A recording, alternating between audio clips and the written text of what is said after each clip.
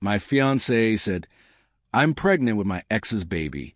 You should replace him as a father. If not, the wedding's off." I said, "All right." The next day, I threw a baby shower and invited both families, and even her ex's wife.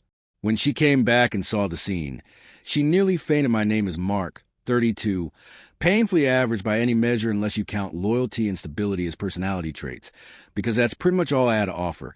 And for most of my life, I thought that was enough to build something good, something honest, something lasting with the right person, until Sarah looked me in the eye one week before our wedding and said those words like she was reading a grocery list, not detonating my entire future in one breath. And somehow I didn't even flinch, because an hour earlier I'd already heard everything she never intended me to hear, and that changed everything in a way she never saw coming. So before I tell you about the baby shower after the next day, or the moment her ex-boyfriend's wife walked into my house and went sheet white, or the audio recording that echoed through my living room and destroyed every illusion Sarah thought she could hide behind, I need to explain how we even reached that point, because no one ever expects the person they plan to marry to casually hand them a life-size betrayal wrapped in fake tears and emotional manipulation. The truth is, Sarah wasn't supposed to be the villain in my story, at least not in the beginning. When I first met her at a mutual friend's barbecue, and she asked me why I was sitting alone in the shade instead with the loud, chaotic group by the fire pit, and I told her I just like watching people more than being watched, and she laughed like she actually understood that, really understood it. And I fell for that laugh before I even realized it was something she used like a tool. Sometimes I think that early version of her was real, or maybe I just wanted to be real. Because believing someone is kind feels safe and accepting that they're just good at pretending. But either way, she pulled me in slowly, sweetly, deliberately, the way someone taps a rhythm on your arm until you start tapping along, without even thinking. 2 years together. Then an engagement, a ring she bragged about to her friends, a Pinterest board full of wedding colors, a guest list that somehow kept expanding even though I thought we were having something intimate. And through all that, I trusted her completely.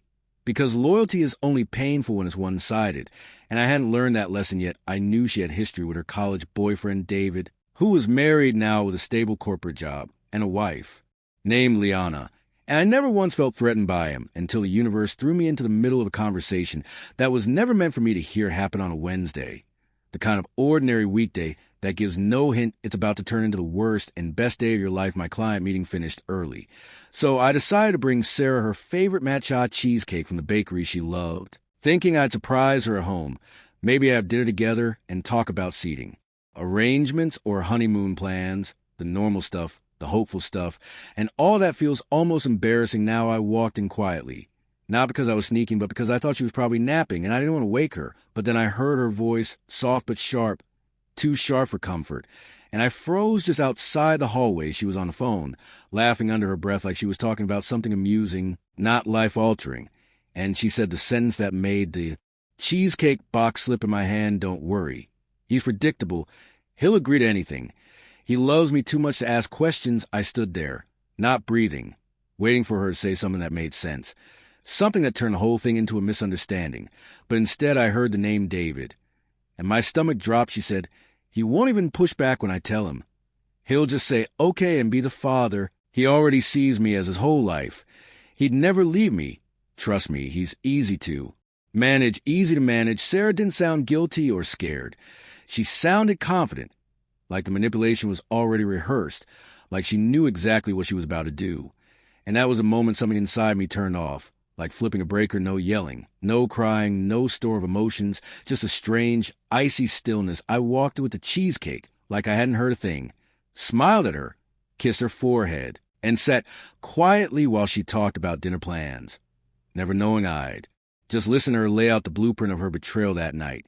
After she acted completely normal for hours, she finally sat down across from me on the couch with that exaggerated inhale she used when she was about to perform something, and said my name like she was bracing for impact. "Mark, I need to tell you something," she said, and I just nodded, waiting. She looked scared. But I realized later the fear wasn't about losing me. It was about whether her plan would land the way she expected. "I'm pregnant," she whispered, watching my face like she was scanning for weakness. I didn't move. She waited a beat, then added, "It's not yours, it's David's. It was a mistake. I was confused, and it only happened once. But I panicked, and I didn't know how to tell you. I kept my breathing steady, because I already knew it wasn't once. And she wasn't infused. She was calculated. She kept talking, trying to cry, but the tears wouldn't come. So she forced her voice to break instead. And then she finally arrived at the part she'd practiced in her head all week. But Mark, you love me, and we can still fix this. You can be the father. You're the one who truly cares about me. You're the one who's always been there for me. She reached for my hand and placed it gently on her stomach. Like that gesture was supposed to rewrite reality. She said, the baby needs a stable future, and David has a whole life. He can't be part of this, but you can be, because you're good and you won't abandon me. I swear that was the moment she revealed exactly who she was. And she didn't even realize it. I looked right at her and said the words she needed to hear. All right, she exhaled like she'd been holding her breath for hours. And she hugged me and thanked me and told me I was saving her life. And she had no idea I'd already started planning the end of our relationship in my head. She went to bed early, exhausted from her performance, and I stayed up at the dining table with my laptop open, typing out an email to a private investigator named Justin, who responded within 20 minutes the next morning. He started tailing her, and by noon he had already sent me the first photo of her getting into David's car that afternoon. I found David's wife, Liana, through a corporate profile and saved her email for when I needed it the rest of the week. I played the part Sarah expected, quiet, supportive, gentle, confused but still there, and she mistook my silence for surrender. Justin kept sending updates, everyone confirming she was still meeting her ex, still lying to me, still believing she was smarter than everyone around her. And by Friday morning, I had everything ready. The photos, the recordings, the screenshots, the audio clip of her calling me predictable and easy to manage. I also had invitations for a small baby shower, printed, as if we were celebrating a future. I had zero intention of participating, and Sarah thought it was cute that I wanted something intimate. And she bragged to her friends that I was being extra supportive to make up for her moment of weakness. She never suspected a thing. The next day, guests began arriving in my backyard. Her parents, my parents, co-workers, friends, even people I barely talked to, and every one of them assumed we were doing some wholesome celebration of love and forgiveness an hour before the event. I sent the email to Liana with a single PI photo attached and a message that said, I think you should be here. She replied within minutes. I kept checking the time, waiting for the moment Sarah would walk back into the house and see everything waiting for her: the chairs, the decoration she didn't deserve, the guests who had no idea what was about to happen. And the truth arranged neatly on my laptop. The last person to arrive was Liana. She stepped into my living room, saw the decorations, saw me standing there calmly, and went pale, like her entire reality had just snapped in half behind me. Someone said, I think Sarah's back, and that's where I'll stop. I turned toward the doorway just as the front door opened, and there she was, Sarah, holding a grocery bag with snacks she said she wanted to bring for our celebration, smiling like she had somehow won something. Like she had engineered the perfect story where the man she manipulated would cling to her forever because he loved her too much to walk away. And then she saw everyone, saw both sets of parents, co-workers, friends, saw the pastel decorations behind me, saw Liana standing stiff and cold as stone near the kitchen counter, and the smile on her face flickered, twitched, and then died completely when her eyes landed on my laptop sitting open on the table. Sarah froze in the doorway like someone had paused her, and for a full second the room was so silent. I swear I could hear her heartbeat from across the living room. She whispered my name, just one soft, confused, terrified Mark, like that one word would magically explain why all these people were here, why her ex's wife was staring at her, why my parents looked uncomfortable, why her parents already looked ashamed. I didn't rush toward her. I didn't soften my voice or give her some gentle path out of the humiliation she'd earned. I just said, you're right on time. And her jaw dropped. She tried to laugh. That desperate, high-pitched half laugh people use when they're reaching for control. They don't have any more. She said, What is this? Why are they here?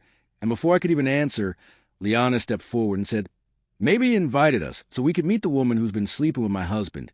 And Sarah stumbled backward like the words hit her physically. She shook her head fast, too fast, like if she moved quickly enough she could outrun the truth. And she whispered, No, that's not. But I cut her off with a quiet, Sarah, please come stand next to me. And she did, not because she trusted me, but because she didn't know what else to do. She looked around the room like she was drowning and searching for someone willing to throw her a rope. But nobody moved toward her, not her parents, who looked mortified, Not my mother, who couldn't even make eye contact. Not her co-workers who whispered to each other. Not the friends who suddenly realized they didn't know the woman standing in front of them at all. I tapped the glass lightly with a spoon, the same way I had in part one, the way people do during toasts at weddings or celebrations, and the room quieted instantly. The air heavy and tight with the kind of tension you can practically taste. I said, "Thank you all for coming. Today is important because Sarah wanted to start a new chapter." And I agree. A new chapter is exactly what's happening today. Sarah grabbed my arm and hissed under her breath, "Mark, stop. Please, what are you doing?" But I gently moved her hand away like you brush off a leaf that fell on your sleeve, and I continued. "This baby shower isn't to celebrate me becoming a father. It's to celebrate the actual father of the baby, David."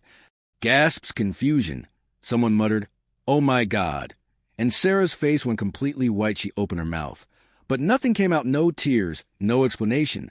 No lies ready this time, and I clicked the space bar on my laptop. The audio started playing to the speakers. Sarah's voice. "Clear as sunlight through glass, don't worry. He's predictable. He'll agree to whatever I say. He loves me too much to leave. He's easy to manage." A ripple of disgust went through the room. Someone whispered, "Jesus Christ."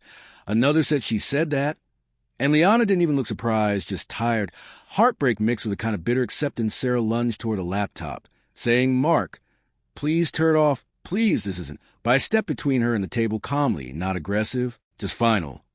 And I hit a key on the laptop that mirrored the screen to the big TV. On the wall, the photos filled the room, hotel lobbies.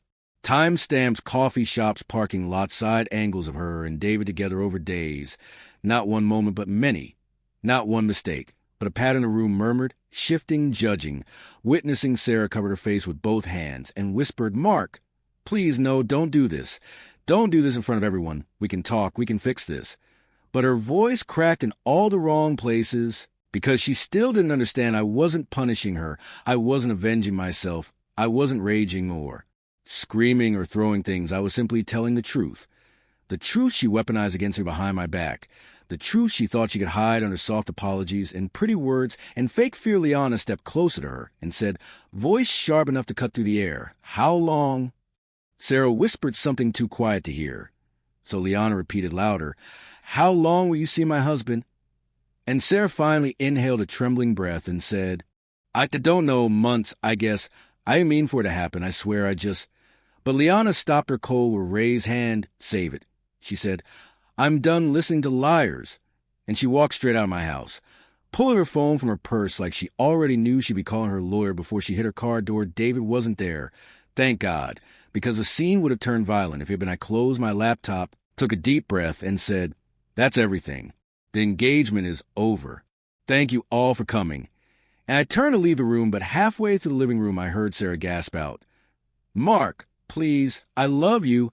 And the way she said it wasn't love, it was desperation.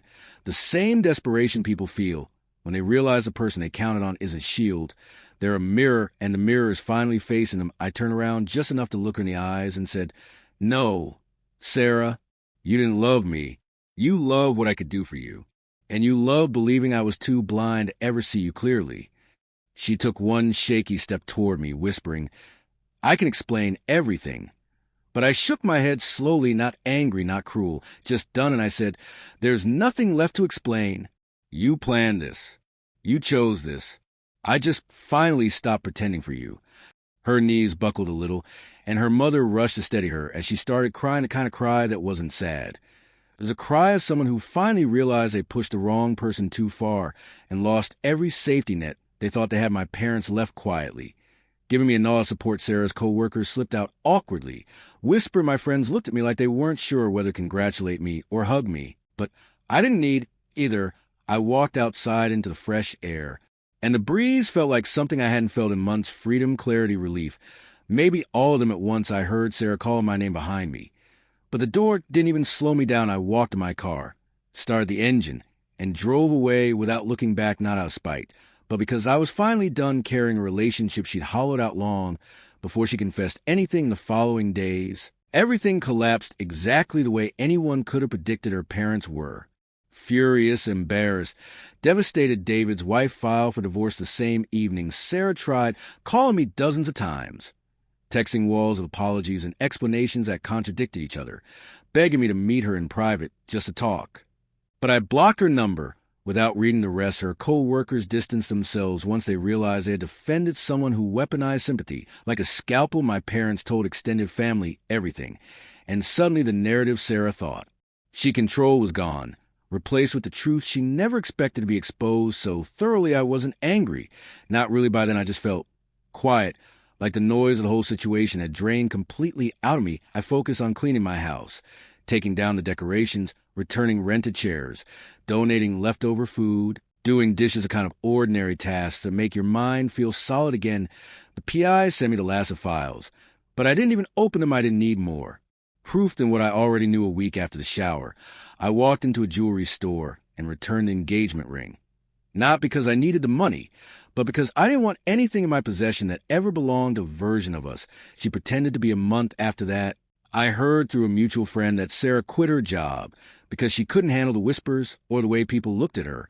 When she walked into the office, David apparently tried to message me too, saying he never meant to hurt anyone, which is the funniest lie cheaters love to tell, because the hurt is the only predictable outcome. But I didn't respond and didn't think about him again. The part that surprised me most was how calm I felt, not triumphant, not vindictive, just done the way you feel after washing dirt off your hands and realize it was there longer than you thought. Now it's gone, and you can move forward without to wait a few months later. I met someone new, someone kind, honest, grounded, someone who doesn't use vulnerability as a performance piece, someone who doesn't treat loyalty like a weakness, someone who doesn't confuse kindness with blindness. And for the first time in a long time, I felt like I wasn't rebuilding myself. Because of someone else, I was just living normally again. The story ended not with revenge, not with rage, not with me destroying anyone, but with me choosing myself above someone who thought my love made me surrender. And that's the part Sarah will never understand. I didn't choose to expose her cruelty. She chose it every step of the way. All I did was stop covering for her and step out of the house. She set on fire that baby shower. Wasn't revenge, it was a mirror, and she couldn't stand seeing her own reflection in front of everyone else. I walked away, clean. She's the one who has to live with the smoke for the rest of her life. And that's the real ending.